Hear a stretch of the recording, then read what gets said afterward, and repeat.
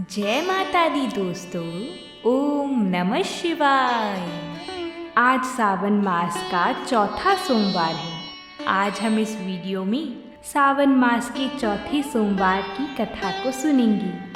तो आइए प्रभु की कृपा से हम सावन सोमवार व्रत की कथा को शुरू करते हैं। सूत जी महाराज कहते हैं, जो नित्य आनंदमय, शांत, निरामय, अनादि अनंत शिव तत्व को जानते हैं वे परम पद को प्राप्त होते हैं। जो धीर पुरुष काम भोग से विरक्त होकर भगवान शंकर की भक्ति करते हैं उनका मोक्ष हो जाता है।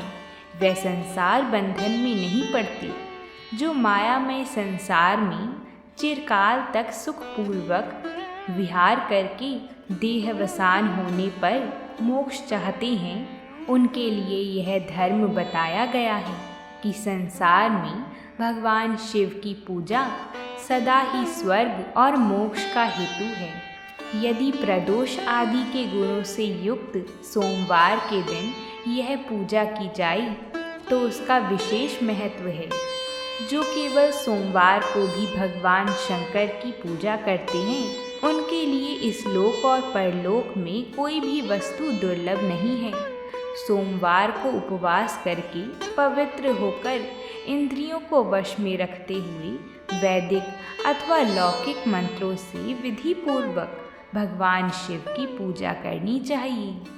ब्रह्मचारी, गृहस्थ, कन्या, सुहागिन स्त्री अथवा विधवा कोई भी क्यों ना हो, भगवान शिव की पूजा करके मनोवांछित वर पाता है। इस विषय में मैं एक कथा कहूँगा जिसको सुनकर मनुष्य मोक्ष पाते हैं और उनके मन में भगवान शिव की भक्ति होती है।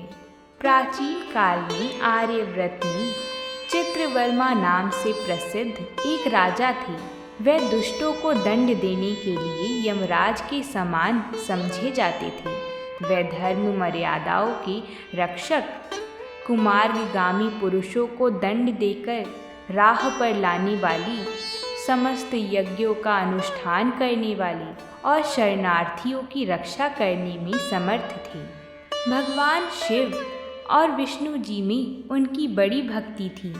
राजा चित्रवर्मा ने अनेक परम पराक्रमी पुत्रों को पाकर अंत में एक सुंदर मुख वाली कन्या प्राप्त की। एक श्रेष्ठ ब्राह्मण को बुलाकर कन्या की जन्म कुंडली के अनुसार भावी फल पूछे।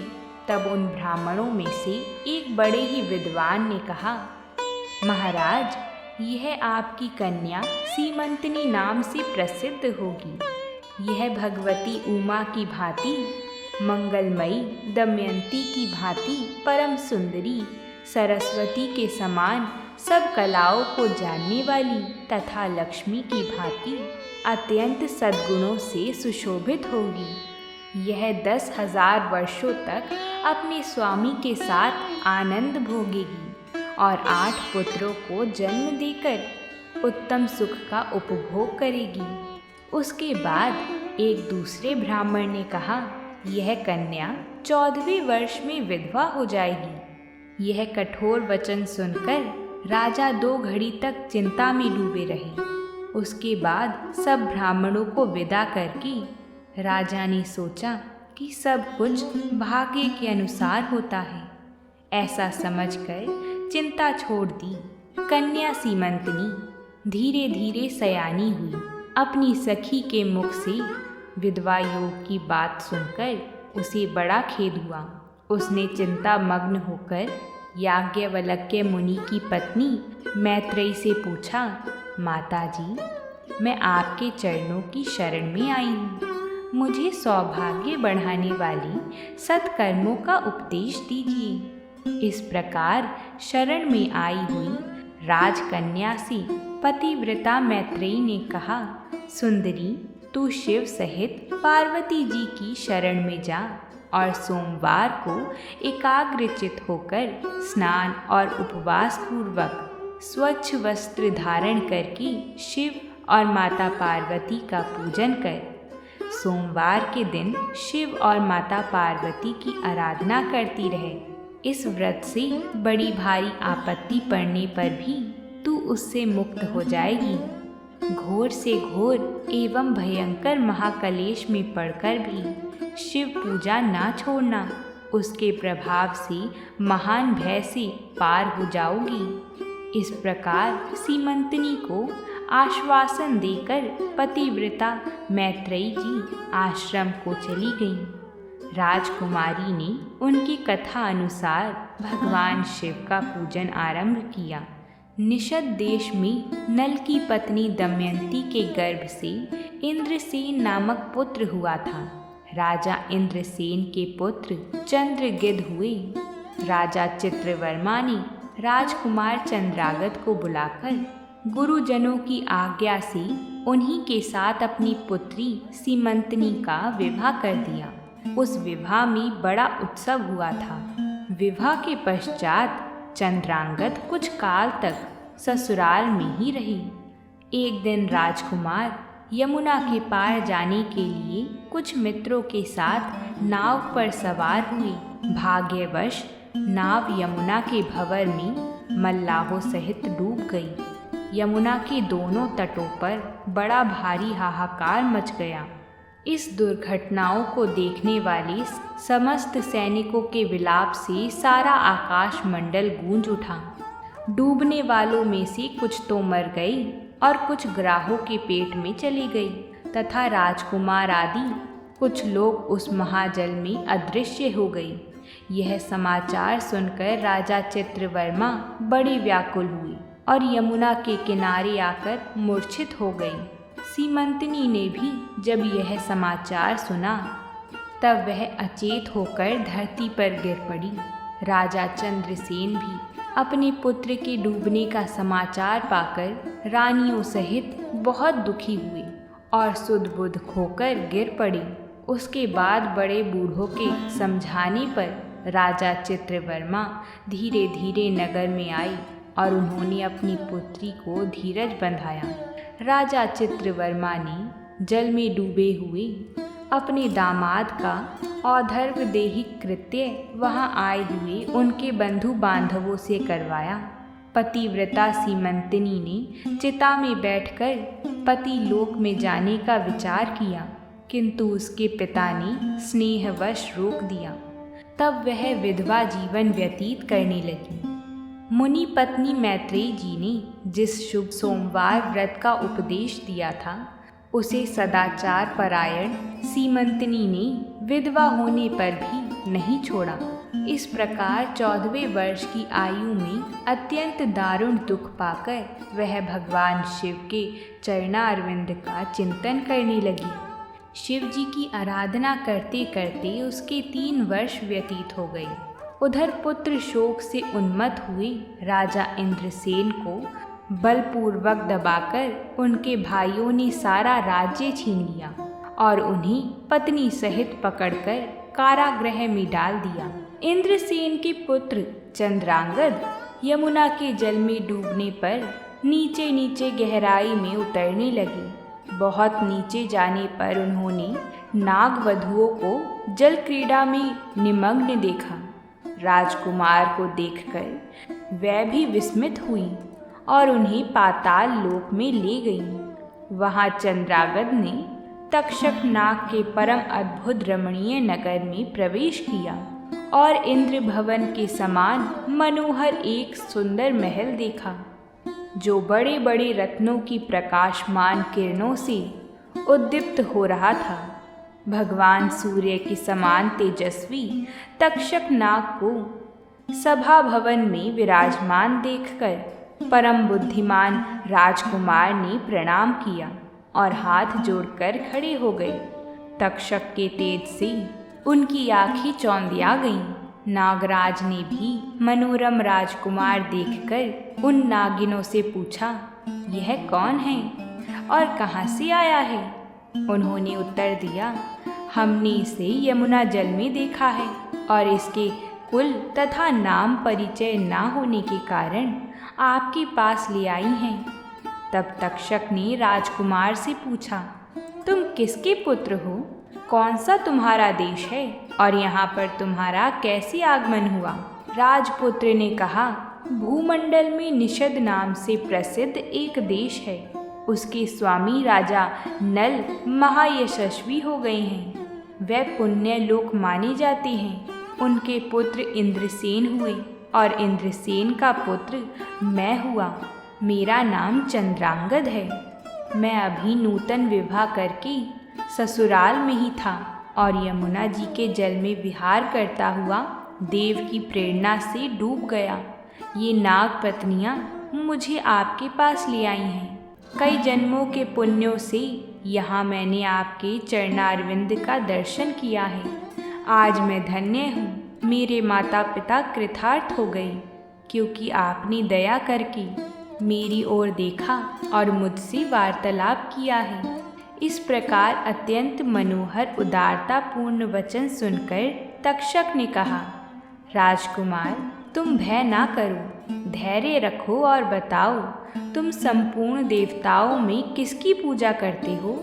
राजकुमार ने कहा, जो संपूर्ण देवों में महादेव कहे जाते हैं, उन्हीं विश्व आत्मा उमापति भगवान शिव की मैं पूजा करता हूँ, जो विधाता के भी विधाता, कारण के भी कारण और जिनका तेज सभी लोगों को प्रकाशित करने वाला है। वह भगवान शिव मेरी परम गति हैं, जो अत्यंत निकट होकर भी पाप से दूषित चित्त वाले पुरुषों के लिए बहुत दूर हैं, तथा जिनके तेज की कोई सीमा नहीं है, जो अग्नि, भूमि, वायु, जल और आकाश में भी स्थित हैं।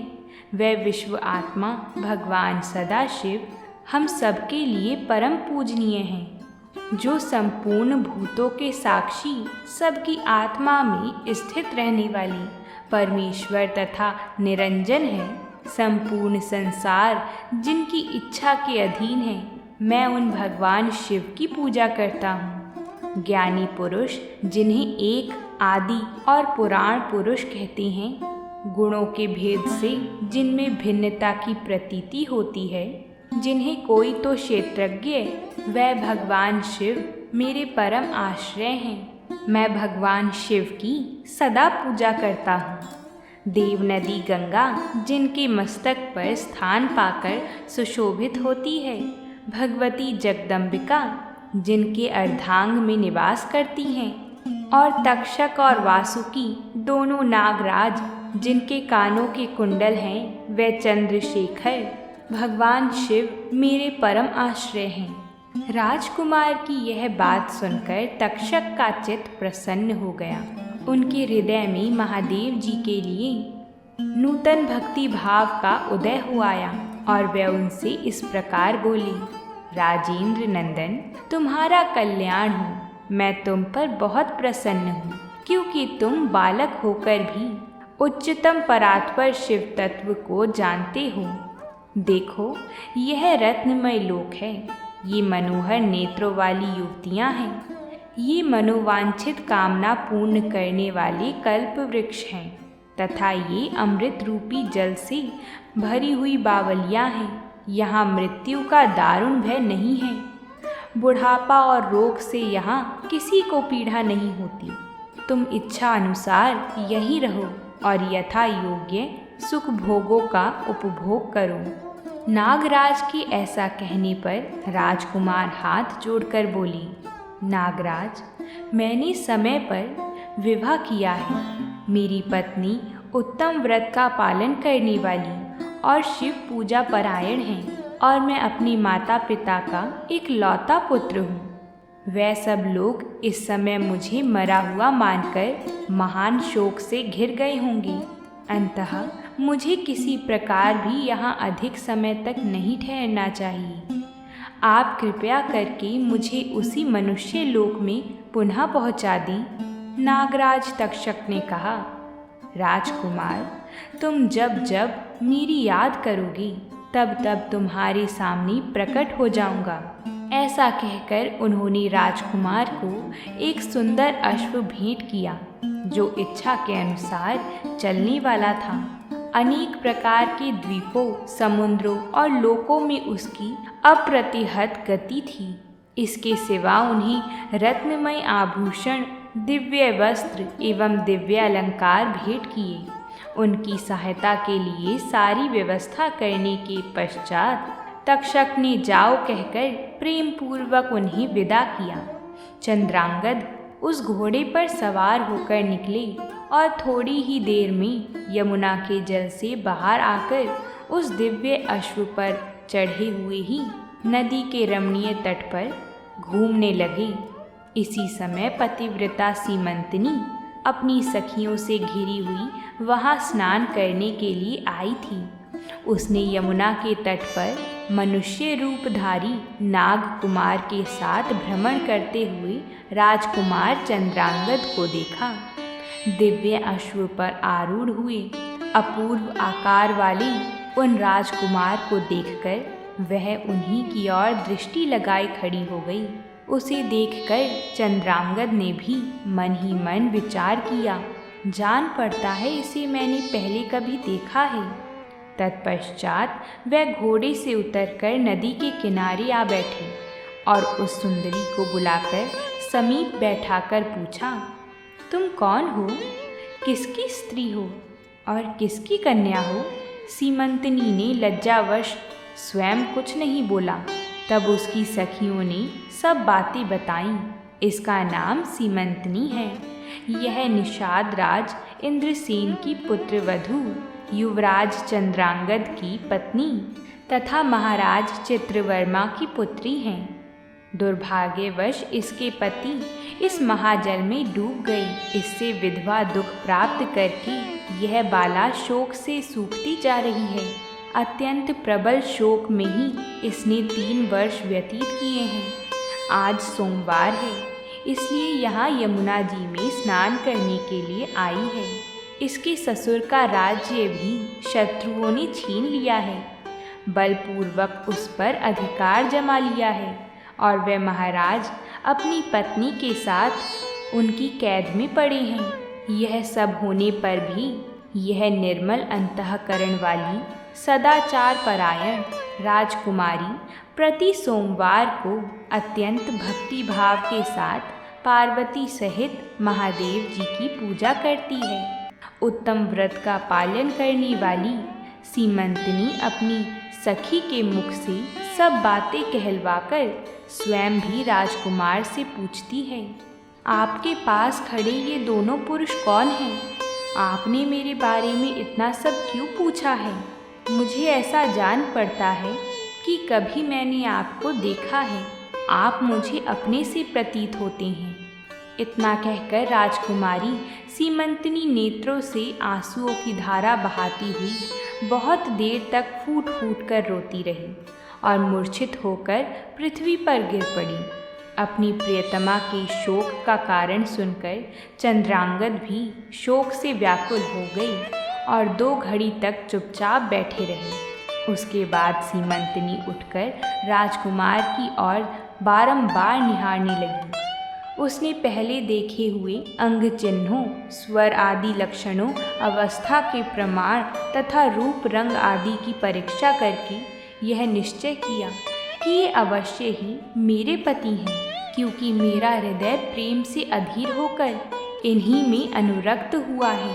परंतु क्या मुझ अभागिनी को अपने मरे हुए पति का दर्शन हो सकता है? यह स्वप्न है या भ्रम? अथवा मुनि पत्नी मैत्रेयी जी ने जो मुझे यह कहा था कि तुम भारी से भारी विपत्ति में भी पड़ने पर भी इस व्रत का पालन करती रहना, उसी का तो यह फल नहीं है।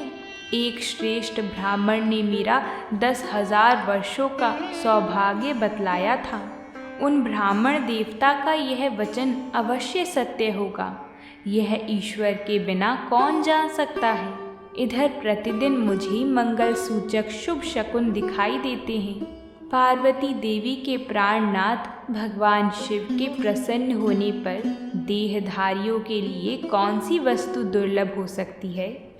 इस प्रकार भांति भांति से विचार करके उसका संदेह दूर हो गया।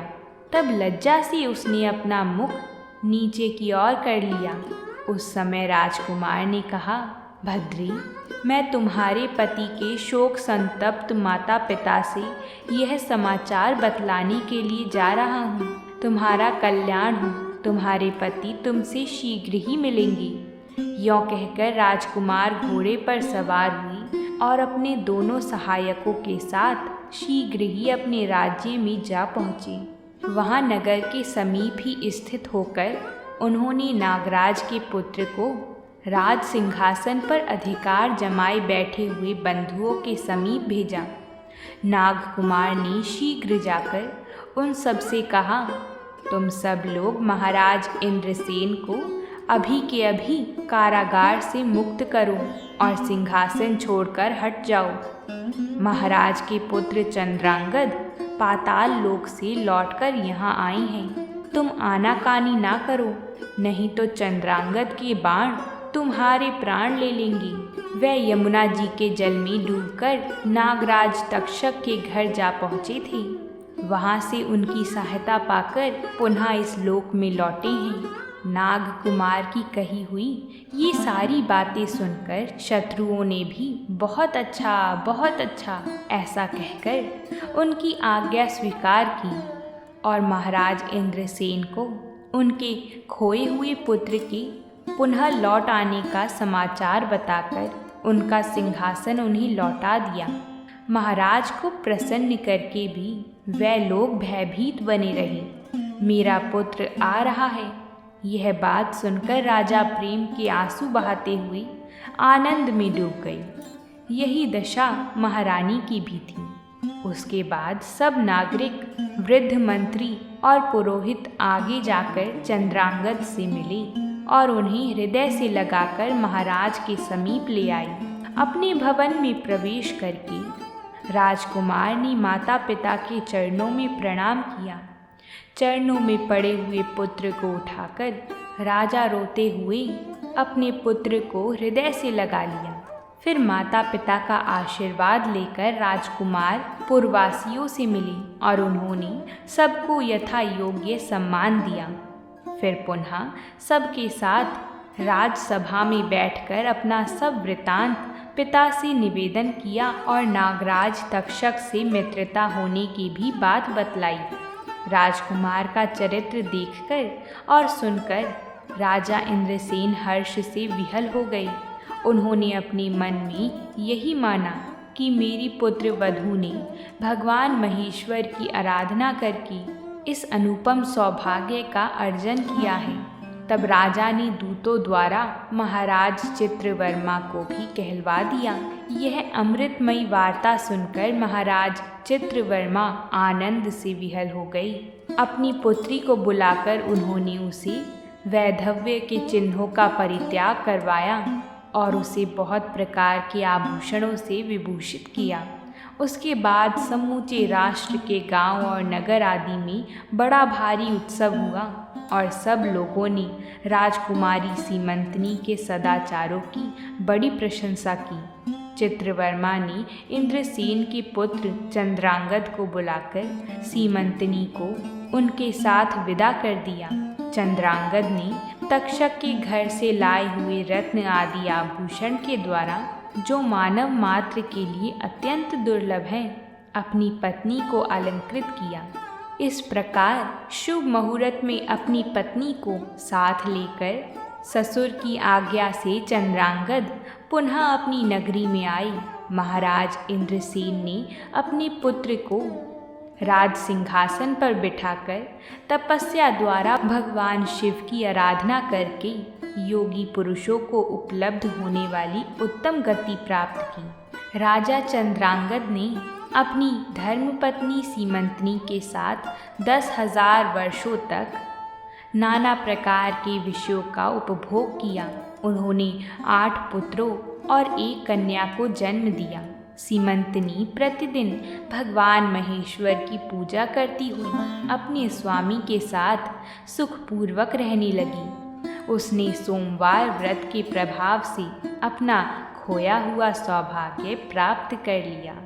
तो बोलिए भगवान शिव शंभू की जय हो। इस प्रकार हमने यह सावन सोमवार व्रत की कथा को पूरा किया।